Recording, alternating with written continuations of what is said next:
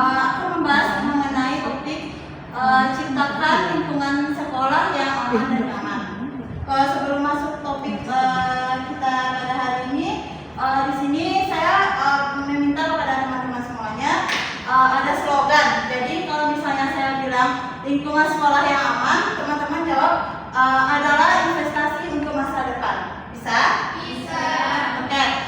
Lingkungan sekolah yang aman adalah investasi untuk masa depan. Oke, terima kasih. Baik, untuk topik pertama itu tentang lingkungan sekolah. Nah, saya bertanya kepada teman-teman, tahukah contoh-contoh kasus kekerasan yang ada di sekolah? Bullying. Ya, bullying. Terus? Kekerasan. Terus? Nah, semuanya itu bentuk-bentuk contoh kasus kekerasan yang ada di sekolah. Nah, di lingkungan sekolah itu bukan hanya tempat belajar secara formal, tetapi juga ruang sosial di mana siswa berkembang secara akademik dan karakter. Namun realitanya menunjukkan bahwa kekerasan di sekolah masih menjadi masalah serius. Kekerasan dapat berbentuk fisik seperti pemukulan dan bentuk verbal seperti ejekan, psikologis seperti pengucilan, hingga kekerasan berbasis teknologi seperti cyberbullying. Nah, sekolah yang aman berfungsi sebagai tempat di mana siswa merasa aman dan dihargai. Dalam lingkungan yang positif, siswa lebih cenderung untuk berpartisipasi aktif dalam proses belajar, berkolaborasi dengan teman-teman mereka, dan mengeksplorasi potensi mereka. Nah, di sini ada elemen untuk mewujudkan sekolah yang aman.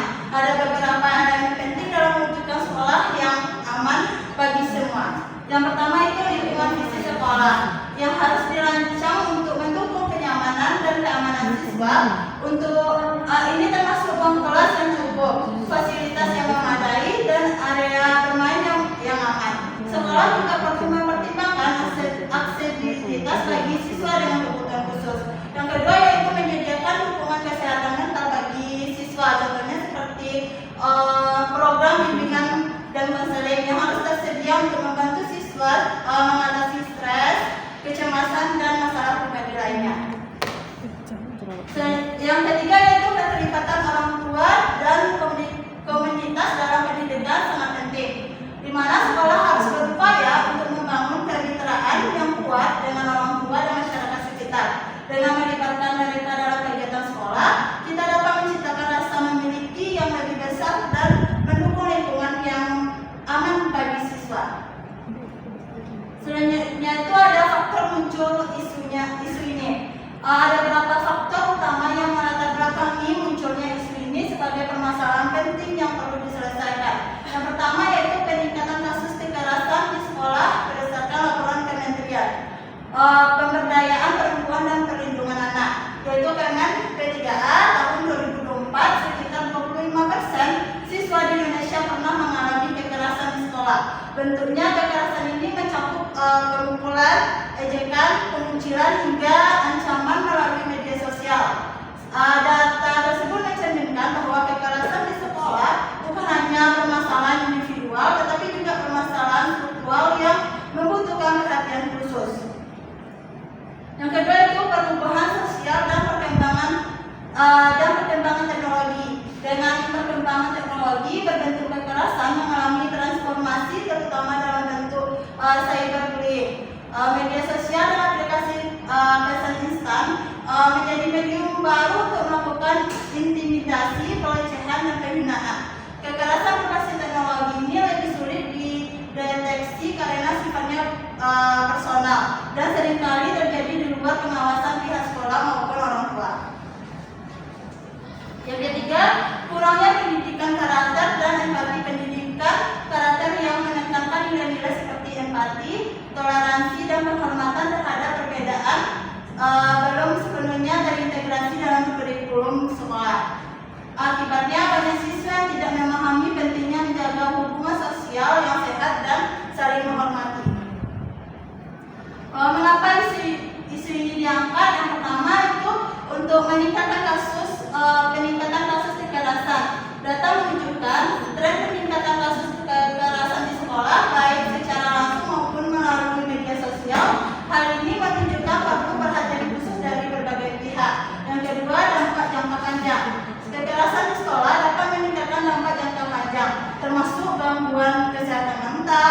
rendahnya kepercayaan diri, dan pengaruh negatif pada kualitas hidup siswa. Yang ketiga itu perubahan dinamika sosial dan teknologi. Dengan meningkatkan penggunaan teknologi di kalangan siswa, cyberbullying menjadi bentuk kekerasan baru yang sulit terdeteksi dan ditangani.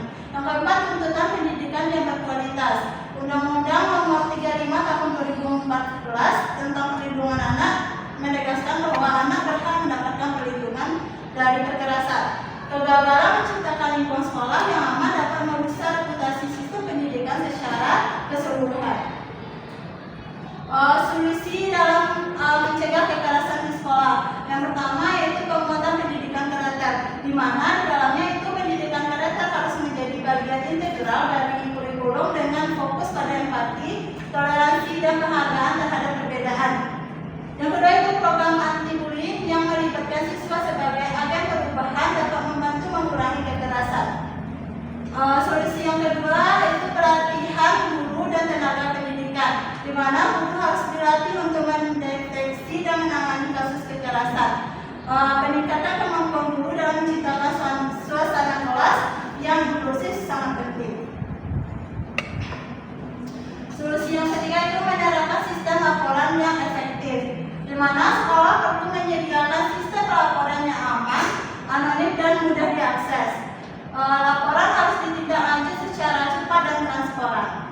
Yang keempat itu solusinya adalah kolaborasi dengan orang tua dan komunitas.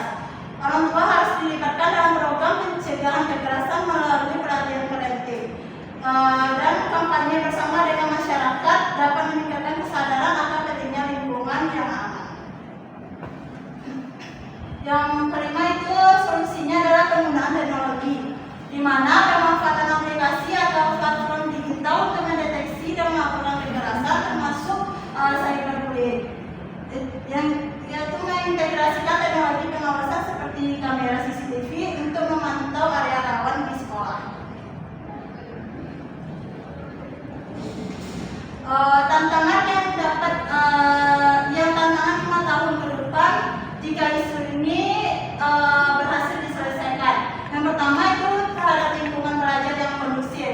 Siswa akan merasa aman dan nyaman, meningkatkan motivasi belajar serta hasil akademik yang meningkat. Yang kedua itu penurunan kasus kekerasan. Kebijakan yang efektif akan menurunkan angka kekerasan di sekolah secara signifikan. Yang ketiga itu meningkatkan kesejahteraan siswa. Siswa yang bebas dari kekerasan akan lebih percaya diri dan memiliki hubungan sosial yang sehat.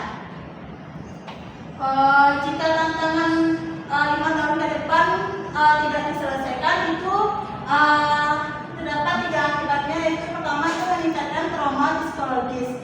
Korban kekerasan berisiko mengalami gangguan kesehatan mental dan kronis.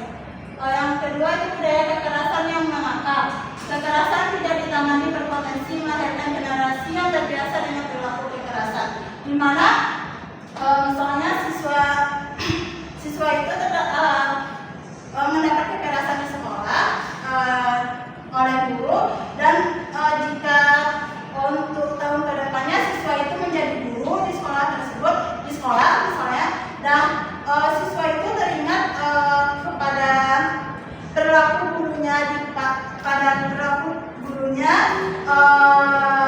saat dia masih di sekolah, itu bakalan teringat dan siswa itu bakalan berpikir, oh guru saya dulu melakukan seperti ini kepada saya.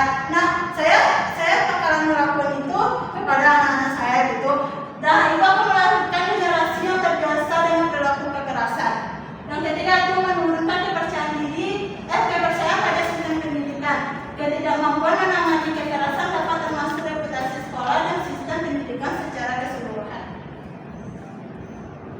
Baiklah, itulah topik pembahasan kita pada hari ini. Dapat saya simpulkan bahwa mewujudkan sekolah yang nyaman untuk semua adalah tanggung jawab bersama. Ini bukan hanya tugas sekolah, tetapi juga orang tua, komunitas, dan pemerintah. Kita perlu berkomitmen untuk melakukan aksi nyata dan tidak hanya mengandalkan janji-janji. Dengan menciptakan lingkungan yang mendukung dan inklusif, kita dapat memastikan bahwa setiap siswa memiliki kesempatan untuk belajar dan berkembang dengan baik. Sekolah yang aman, nyaman adalah